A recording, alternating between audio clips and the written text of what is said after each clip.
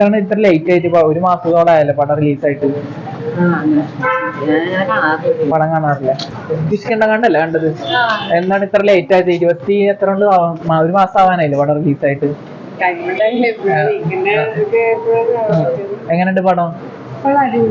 അടിപൊളി. മൊത്തത്തിൽ ഇഷ്ടപ്പെട്ടു? ലാഗ് കാര്യങ്ങളൊന്നും ഇല്ല? ഒന്നുമില്ല. എക്സ്പെക്ട് ചെയ്യാൻ പറ്റാത്തൊരു എൻഡിങ് ആണ്. ഒട്ടും പ്രഡിക്റ്റബിൾ അല്ലാത്തൊരു ക്ലൈമാക്സ്. നേരത്തെ ഇന്റർവെല് കഴിഞ്ഞാലും നമുക്ക് പ്രഡിക്റ്റ് ചെയ്യാൻ പറ്റില്ല. പറ്റില്ല.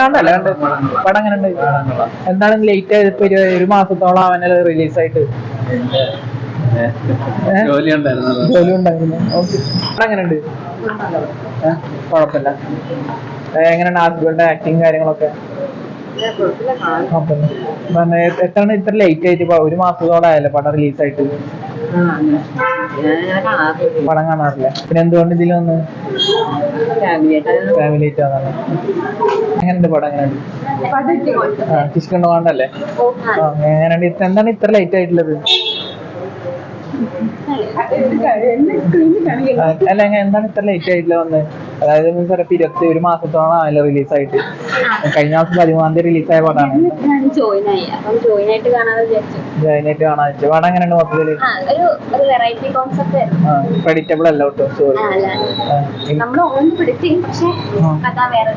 കഥ വേറെ രീതിക്കാണ്.